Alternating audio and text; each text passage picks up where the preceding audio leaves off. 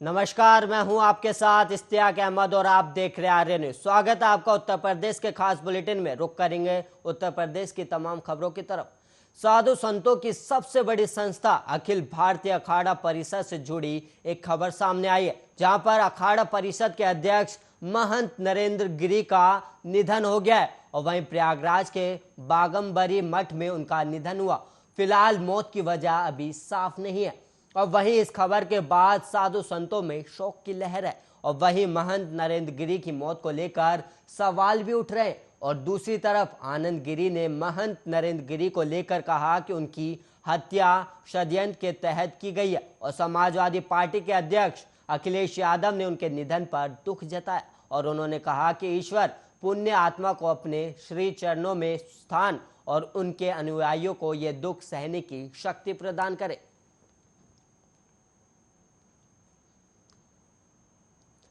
और वहीं बहराइच के पयागपुर में प्रबुद्ध सम्मेलन को संबोधित करने पहुंचे उत्तर प्रदेश के उप मुख्यमंत्री दिनेश शर्मा ने विपक्षियों पर जमकर पलटवार किया और ब्राह्मणों के विषय में बोलते हुए दिनेश शर्मा ने कहा कि ब्राह्मण कोई जाति नहीं बल्कि संस्कार है और जीवन जीने की पद्धति है और अपने पूर्वजों का सम्मान चाहते हैं और वहीं देवी देवताओं का सम्मान भी चाहते हैं और ब्राह्मण राष्ट्र के प्रति चैतन्य है और वो देखते हैं कि राष्ट्र को कौन मजबूत कर सकता है और वो उनके साथ हैं। और 2022 में मुख्यमंत्री के चेहरे को लेकर दिनेश शर्मा ने कहा कि भारतीय जनता पार्टी के नेता सब एक है, कोई अलग अलग नहीं है और भाषा सिद्धांत नियम और भारतीय अनुशासन से सभी लोग बंधे हुए हैं। और अखिलेश यादव के ट्वीट करने पर उप मुख्यमंत्री ने पलटवार करते हुए कहा कि जो अर्थव्यवस्था 11 लाख करोड़ की थी वो अब 22 लाख करोड़ से ऊपर की जा चुकी है और आज उत्तर प्रदेश में जितना कार्य प्रगति पर है उतना पिछले सरकारों में किसी ने नहीं देखा होगा। और वहीं ओम प्रकाश राजभर द्वारा कहे गए एक बयान पर पलटवार करते हुए दिनेश शर्मा ने कहा कि शायद ओम प्रकाश राजभर को यह पता नहीं है कि जो 150 विधायक उनके संपर्क में है वो भारतीय जनता पार्टी के नहीं बल्कि समाजवादी पार्टी के विधायक हैं। योगी जी निर्विवाद नेता है कि हमारा केंद्रीय नेतृत्व कई बार बोल चुका है, उसमें कोई ना हमसे सफाई लेने की जरूरत किसी से। और बीजेपी एक भी मेरे याद रखिएगा, यहाँ पर जो संगठन होता है वही सर्वोच्च है, यहाँ व्यक्ति नहीं संगठन सर्वोच्च होता है। और मुख्यमंत्री के नेतृत्व में जो 4.5 साल हैं उत्तर प्रदेश के इतिहास के स्वर्णिम काल है और माननीय केशव जी, माननीय स्वतंत्र देव जी, माननीय योगी आदित्यनाथ जी सहित जितने भी नेता हैं, आप मन में बैठे हुए ये अलग अलग नहीं है, सब और दलों की तरह अलग अलग नहीं वाले हैं। ये एक भाव एक निष्ठ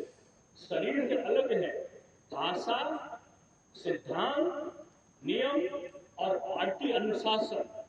से बंधे हुए लोग हैं। इनके कोई प्रस्तुति नहीं है, इनकी भाषाओं में इनके अर्थों को अलग लगाने का प्रयत्न नहीं होना चाहिए। यूपी के बाराबंकी मसौली थाना क्षेत्र के शहादतगंज के मेनियार कल्याणी नदी में गणेश मूर्ति विसर्जन करते वक्त 5 लोगों की डूबकर मौत हो गई और गणेश मूर्ति विसर्जन करने के लिए धूमधाम से निकले थे श्रद्धालु और नदी में मूर्ति विसर्जन करते वक्त ये घटना हो गई और वहीं एक एक करके डूबने लगे थे श्रद्धालु और एक दूसरे को बचाने के चक्कर में 5 लोग डूब गए और सूचना पर पुलिस और गोताखोर ने खोजना चालू कर दिया था और वहीं गोताखोर ने के सहयोग से एक महिला का शव बरामद हुआ और वहीं 4 लोगों का शव अभी तक बरामद नहीं हो पाया और वहीं गोताखोरों का लगातार प्रयास जारी है और मौके पर क्षेत्र अधिकारी, थाना प्रभारी, पुलिस अधीक्षक और पूर्व विधायक ने पहुंचकर वहां का जायजा लिया है। मसौली थाना क्षेत्र के कल्याणी नदी पर पिपरा घाट पे एक परिवार द्वारा गणेश प्रतिमा रखी गई थी, जिसको आज वो विसर्जित करने आए थे। एक ही परिवार के जो मुख्य सदस्य थे वो प्रतिमा को विसर्जित कर रहे थे। इसी दौरान उनका फिसलने से वो नदी में स्लिप कर गए, जिसको बचाने के लिए उनके साथी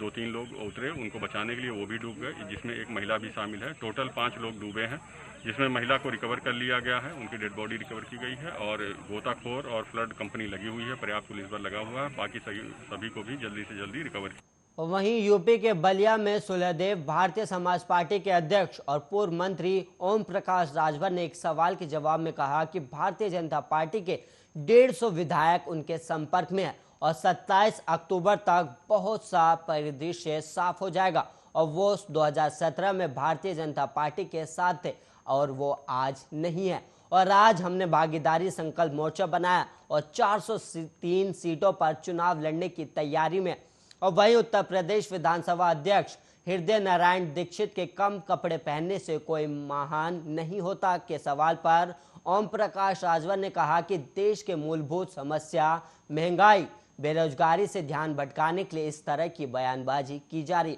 और देश में महंगाई चरम पर है। देश के किसी नेता में इस पर चर्चा करने की हिम्मत नहीं है। और गांधी जी कपड़ा कम पहनते थे तो आप क्या करते थे? आप भी महान बन जाओ जो कह रहे, और उनसे भी कह दो गांधी जी बन जाओ। और वहीं पंजाब में दलित मुख्यमंत्री बनाए जाने के बाद 2022 में नवजोत सिंह सिद्धू के नेतृत्व में चुनाव लड़ने के हरीश रावत के बयान पर कहा कि ये कांग्रेस का विषय, लेकिन इस देश में जब जब दलित वंचित समाज अपने हक के लिए जागृत हुआ है तब तब जागरूक समाज द्वारा उनका विरोध किया गया और उनको सत्ता से हटाने के लिए सत्ता से बेदखल करने का प्रयास भी किया है। और वहीं यूपी के मुजफ्फरनगर जिले में 2 व्यक्तियों ने 17 वर्षीय एक किशोरी से कथित तौर पर रेप किया और घटना का वीडियो बना उसे सोशल मीडिया पर साझा कर दिया गया। और पुलिस ने सोमवार को बताया कि आरोपियों की पहचान शुभम और आशीष के रूप में हुई है और दोनों को गिरफ्तार भी कर लिया गया। और वहीं थाना प्रभारी सुभाष बाबू ने सोमवार को बताया कि घटना भोपा थाना अध्यक्ष थाना क्षेत्र के एक गांव में रविवार को हुई और उन्होंने ये भी बताया कि आरोपियों के खिलाफ रेप का मामला दर्ज कर लिया गया और पीड़िता की मां की ओर से दर्ज कराई गई शिकायत के अनुसार आरोपी लड़की को फल देने का झांसा देकर एक बगीचे में ले गए और वहां उसके साथ गैंगरेप की घटना को अंजाम दिया। और वीडियो सोशल मीडिया पर वायरल होने के बाद ये मामला सामने आया और इस बीच कोतवाली थाना क्षेत्र के एक गांव में महिला के साथ रेप करने की कोशिश के आरोप में एक व्यक्ति के खिलाफ मामला दर्ज किया गया और आरोपी बॉबी ने रविवार को महिला से कथित तौर पर रेप करने की कोशिश की थी, लेकिन महिला के शोर मचाने पर वह मौके से भाग निकला। और वहीं दूसरी तरफ बरेली जिले के भूता थाना क्षेत्र के अंतर्गत एक गांव में 9 साल की एक बच्ची से 13 वर्षीय एक किशोर ने कथित तौर पर रेप किया और पुलिस ने आरोपी को हिरासत में ले लिया। और जिले के वरिष्ठ पुलिस अधीक्षक रोहित सिंह सजवान ने सोमवार को बताया कि मामला दर्ज कर आरोपी किशोर को हिरासत में ले लिया गया। और वहीं पुलिस अधीक्षक राजकुमार अग्रवाल ने पत्रकारों को बताया कि बच्ची के साथ रेप की चिकित्सकीय परीक्षण से पुष्टि हो गई है और उन्होंने कहा कि थाना भूता में आरोपी के खिलाफ संबंधित धाराओं के तहत एफआईआर दर्ज की गई है।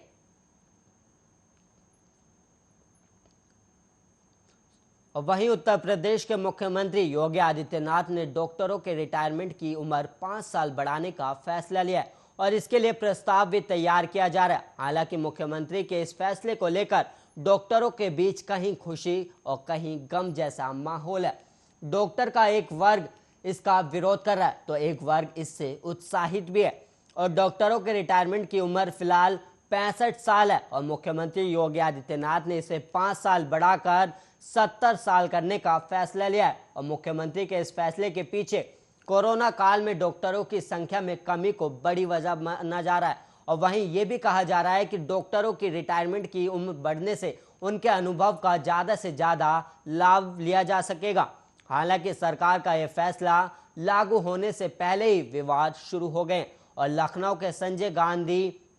आयुर्विज्ञान संस्थान की फैकल्टी फोरम ने मुख्यमंत्री के इस फैसले का विरोध किया और फोरम के सदस्यों का कहना है कि उम्र बढ़ने के साथ ही कई तरह की शारीरिक और मानसिक समस्याएं शुरू हो जाती हैं और ज़्यादा उम्र के डॉक्टर मरीजों का बेहतर इलाज नहीं कर पाएंगे और इससे मरीजों का फायदा होने के बजाय नुकसान ही होगा। और इसके अलावा अगर ये फैसला लागू होता है तो नए छात्रों के लिए फैकल्टी मेंबर की सीटें भी नहीं बढ़ पाएंगी, जिससे नए डॉक्टरों को मौका नहीं मिल पाएगा। और फोरम के इस मामले में विरोध दर्ज कराने के लिए जनरल बॉडी मीटिंग बुलाने का निर्णय भी लिया है। और दूसरी तरफ कुछ डॉक्टर इस फैसले के समर्थन में भी आ गए और ऐसे डॉक्टरों का कहना है कि राजनीति में 75 साल से ज़्यादा उम्र वाले व्यक्ति काम कर रहे हैं। ऐसे में अगर डॉक्टर स्वस्थ हैं तो वो भी 70 साल की उम्र तक काम कर सकते हैं। और मुख्यमंत्री योगी आदित्यनाथ ने इस प्रस्ताव पर अपनी सहमति दे दी है और जल्द ही इसे कैबिनेट में भी पेश किया जाएगा और कैबिनेट से मंजूरी मिलते ही ये व्यवस्था लागू कर दी जाएगी। और इससे पहले साल 2018 में भी सरकार ने डॉक्टरों के रिटायरमेंट की उम्र 5 साल बढ़ाकर 70 साल करने का प्रस्ताव बनाया था, लेकिन किसी वजह से उसे कैबिनेट में पेश नहीं किया जा सका।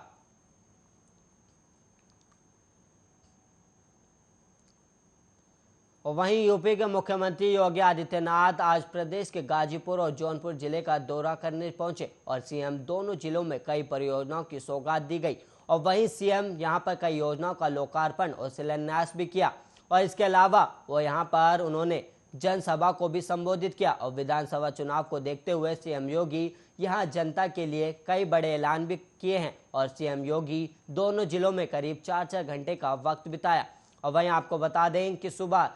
11 बजे मुख्यमंत्री योगी आदित्यनाथ गाजीपुर के सैदपुर बाईपास पर बने हेलीपैड पर पहुंचे और सुबह 11:10 पर कार द्वारा टाउन नेशनल इंटर कॉलेज पहुंचे थे। और वहीं सुबह 11 बजे से 12:30 बजे तक विभिन्न योजनाओं का शिलान्यास और लोकार्पण और जनसभा को संबोधित किया।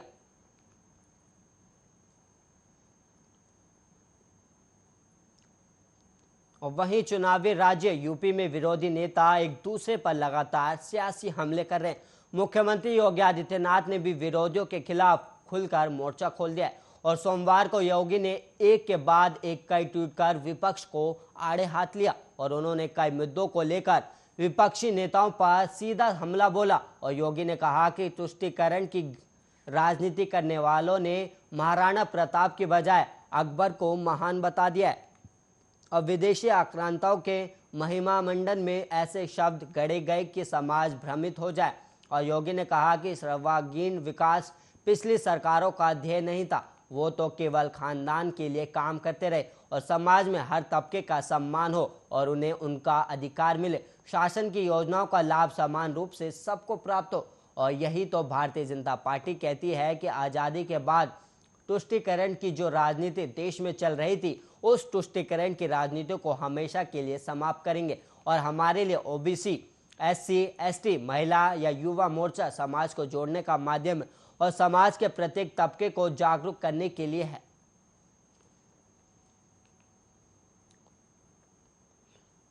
और वहीं पंजाब में नए मुख्यमंत्री के चुनने की जाने के बाद अब इस पर भी राजनीति शुरू हो गई है और इसी क्रम में बहुजन समाज पार्टी की मुखिया मायावती ने पंजाब में दलित सीएम को लेकर कांग्रेस पार्टी पर हमला बोला है और उन्होंने आरोप लगाया कि कांग्रेस की दलितों पर भरोसा नहीं है और वहीं दलित सीएम बनाना कांग्रेस का चुनावी हथकंडा है। और मायावती ने कहा कि दलित वर्ग कांग्रेस से सावधान रहे। और वहीं मायावती ने कहा कि चरणजीत सिंह चन्नी को कुछ वक्त के लिए पंजाब का मुख्यमंत्री बनाया जाना कांग्रेस का चुनावी हथकंडा है और आगामी पंजाब चुनाव इनके नेतृत्व में नहीं बल्कि गैर दलित के नेतृत्व में लड़ा जाएगा। और इससे साफ होता है कि कांग्रेस का दलितों पर अब तक भरोसा नहीं हुआ है। और वहीं आपको बता दें कि पंजाब में कांग्रेस के सीनियर नेता चरणजीत सिंह चन्नी ने सोमवार को मुख्यमंत्री पद की शपथ ले ली है और चन्नी पंजाब में मुख्यमंत्री बनने वाले दलित समुदाय के पहले व्यक्ति है। और उनके अलावा सुखजिंदर सिंह रंधावा और ओम प्रकाश सोनी ने भी शपथ ली जो राज्य के उप मुख्यमंत्री हो सकते हैं। और वहीं रंधावा अमरिंदर सरकार में कारागार और सहकारिता मंत्री थे और वो गुरुदासपुर के डेरा बाबा नानक विधानसभा क्षेत्र से विधायक भी है। हालांकि रंधावा ने कहा था कि उनकी कभी किसी पद की लालसा नहीं रही है। और वहीं दिल्ली से सटे नोएडा में पुलिस और बदमाशों के बीच दिन दिहाड़े मुठभेड़ हुई और इस मुठभेड़ के दौरान पुलिस और बदमाशों के बीच फायरिंग भी हुई और इस दौरान पुलिस की गोली से एक बदमाश घायल हो गया और घायल बदमाश को पुलिस ने गिरफ्तार भी कर लिया और बदमाश को इलाज के लिए अस्पताल में भर्ती करा दिया गया। और वहीं पुलिस और बदमाशों के बीच मुठभेड़ सेक्टर 33 स्थित आरटीओ के पीछे नाले के पास हुई है और पुलिस यहां वाहनों की चेकिंग कर रही थी और इसी दौरान पुलिस ने स्कूटी सवार 2 संदिग्धों को रोकने का इशारा किया और रोकने के बजाय संदिग्धों ने पुलिस पर गोली चला दी और भागने लगे और पुलिस ने भी अपने बचाव में फायरिंग कर दी। हालांकि दूसरा बदमाश फरार होने में कामयाब रहा और बदमाश के पैर में गोली लगी है और घायल बदमाश का नाम सुभाष नेगी बताया जा रहा है। और पुलिस ने बताया कि बदमाश के ऊपर 1 दर्जन से अधिक लूट और चोरी के मुकदमे दर्ज है और पुलिस ने मौके से एक स्कूटी, तमंचा, 2 जिंदा कारतूस भी बरामद किए हैं।